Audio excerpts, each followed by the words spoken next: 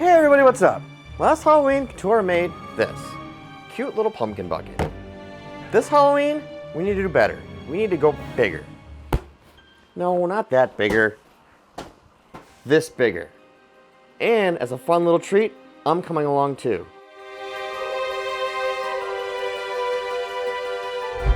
Thank you, Patrick, for that wonderful intro. For the shape of this pumpkin, I used a 42-inch beach ball I found on Amazon. For the base layer of the pumpkin, I will be starting off with Elmers All Glue, or any white PVA glue will be fine for this project. Paper bags.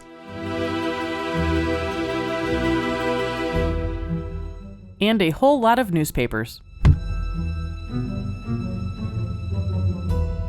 For the papier-mâché paste, I'll be using Elmers All Glue instead of flour. I prefer a 50-50 ratio for my mixture, 50% water and 50% all glue. I am looking for the consistency of whole milk. For this project, we'll be using both methods of papier-mâché. The method we'll be using first is the one where you glue the strips down with an adhesive. For the first layer, I like to start with paper bags, and then I'll work my way up and do the final layers with newspaper. Don't sweat it if there's a little bit of separation with your first layer. You'll be going over this many times more with a lot of newspaper. I ended up doing 2 layers of brown paper bag and 4 layers of newspaper.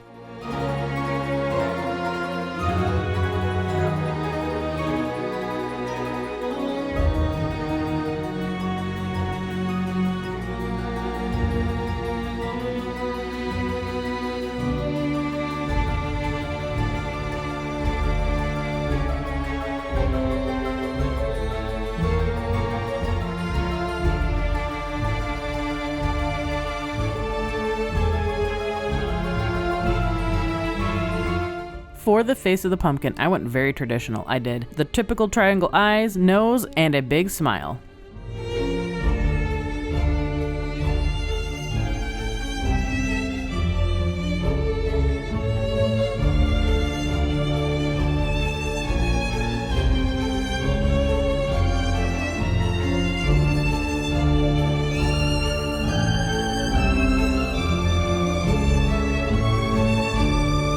With the face drawn on the pumpkin, it's time to add our next layer of papier-mâché.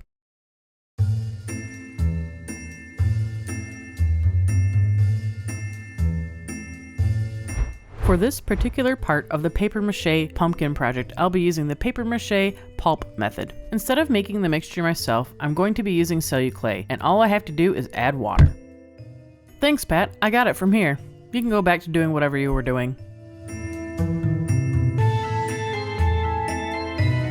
When I mix my Celluclay, I like to start off with a 50-50 ratio and then I play with it from there. For layers like this that I'm adding right now, I tend to like a little bit moister than normal clay. The only thing I'm hoping to accomplish with this layer is a nice thin foundation layer Celluclay that we can build off of. I like to use a rubber spatula to smooth out the rough bumps.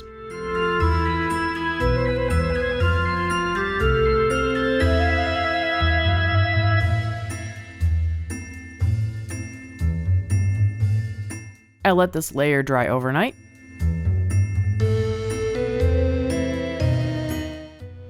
Before I add my next layer of clay, I like to draw a road map of the ribs so I know where I am going.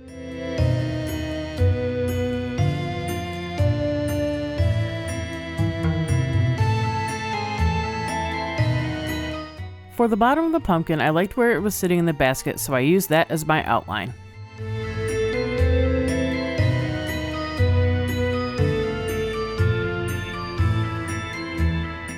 When I am adding the ribs, I like to work in small sections at a time and work my way around the pumpkin.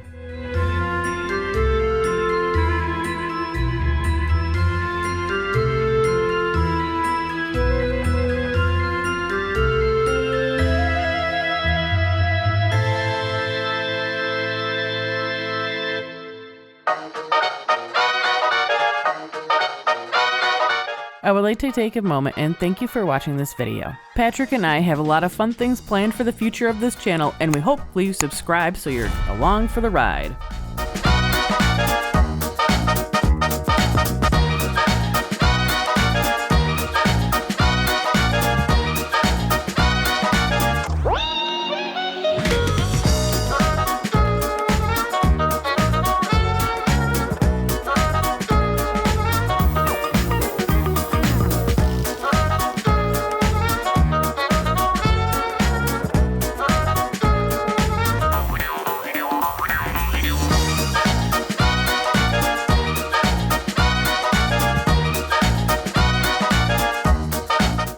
For the bottom of the pumpkin, I like to go a little bit thicker than I would normally on the top, just to add a little more stability later on down the line.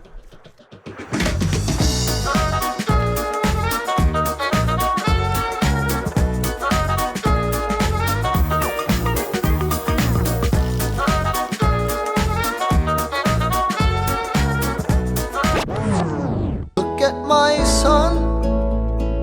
Pride is not the word I'm looking for.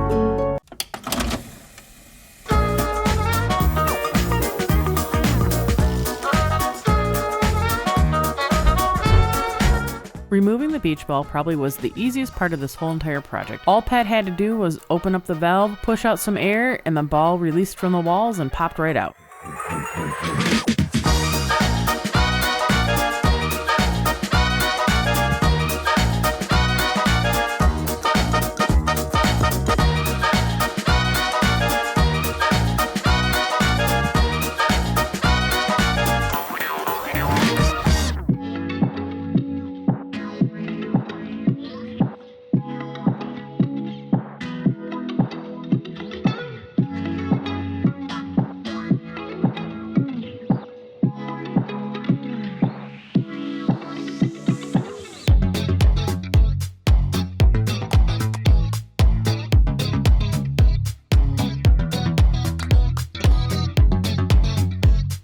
With the eyes, nose, and mouth cut out and the bottom cleaned up, now Peter is starting to look like a pumpkin.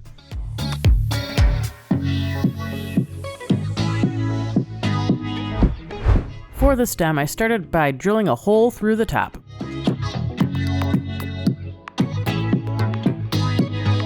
Then I shoved 16 gauge galvanized steel wire through the hole, secured it to the inside with masking tape, and then I covered the stem with some tin foil.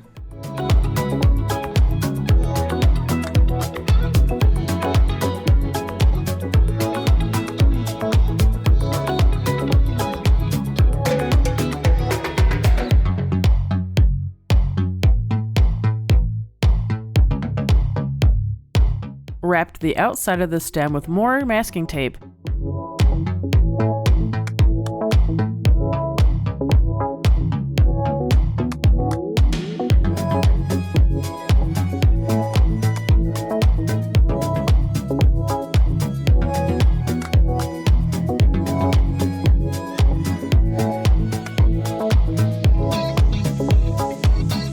And then I began sculpting the stem out of Celluclay.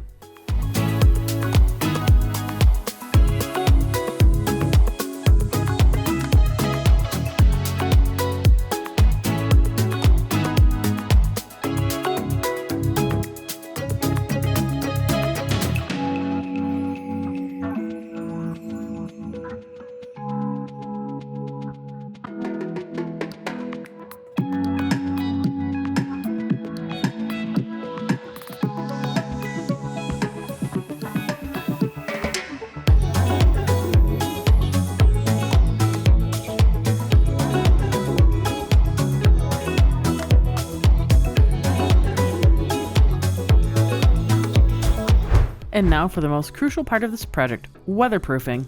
I like to start this gauntlet off with a coat of tinted gesso.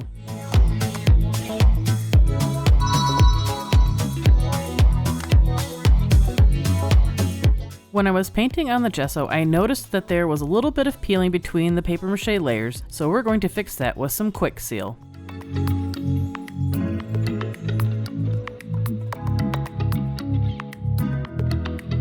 When it comes to weatherproofing your project, you have to ask yourself, where's this going to sit? In our case, our pumpkin is going to be sitting outside as a new part of our Halloween display this year, and we live in Michigan, and last Halloween we had snow.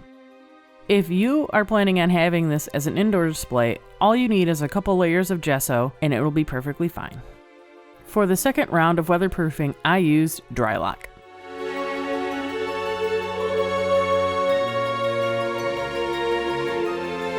When applying the Drylock, I like to make sure I push it into the pumpkin. That way I make sure it gets into every nook and cranny.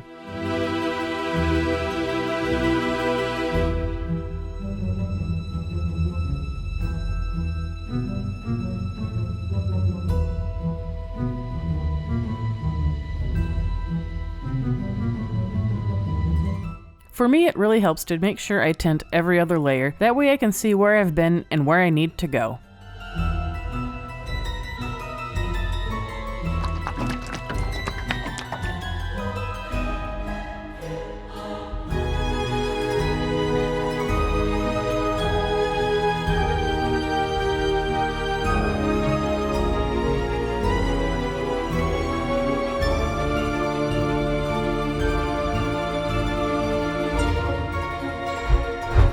To paint Peter, I'll be using some flat exterior house paint. I will only be painting the outside of Peter and leaving the inside yellow from the previous round of painting. This will help reflect the light when we add it to the pumpkin later, much better than if we were going to paint the inside black.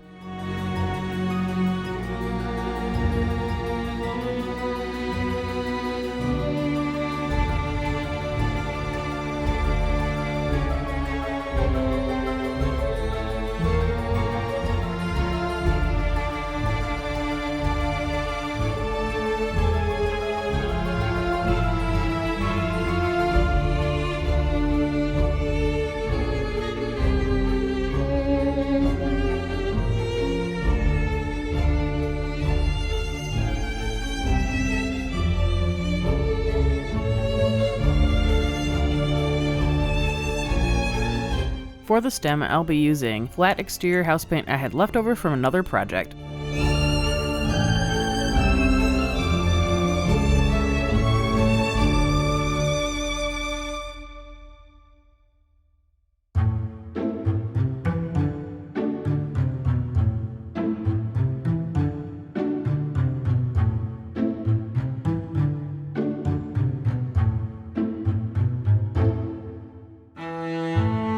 Three coats of paint later, Peter looks like a pumpkin. Now you could stop here, or you can go into overtime and add some detail to your painting. I'll be starting the detail painting with some lowlights, and to do that I'll be using burnt sienna. When I'm adding the detail painting of the lowlights and the highlights, I like to go a little more contrasty than I normally would, because this is going to be displayed outside in low light. And it is easier to see a contrasting object in low light than it is a regular one.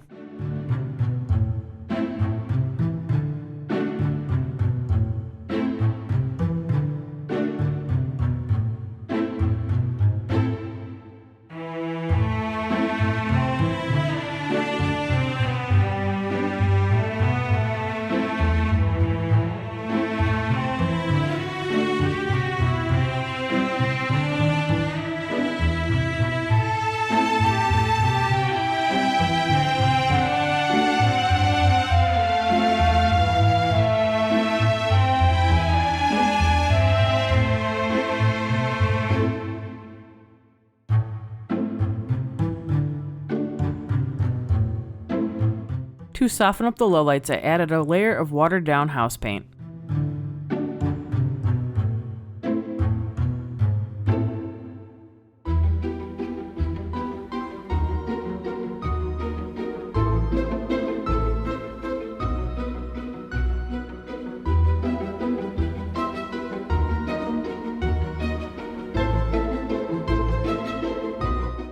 A little bit of highlights and Peter will be perfect.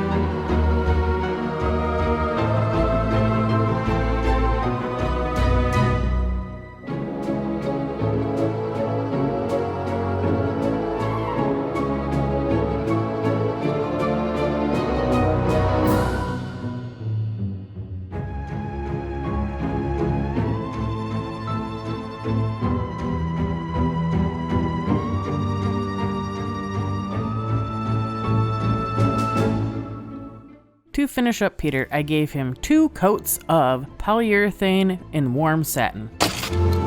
I would like to note that I ended up not liking how the satin turned out. It was way too shiny for my taste. It made poor Peter look like he came from the store. So I ended up using golden matte medium on top of the polyurethane. Now that we got that cleared up, let's go check out the final results.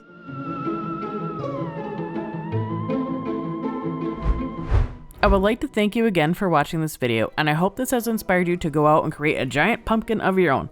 My name is Ketturah, and I will see you next time.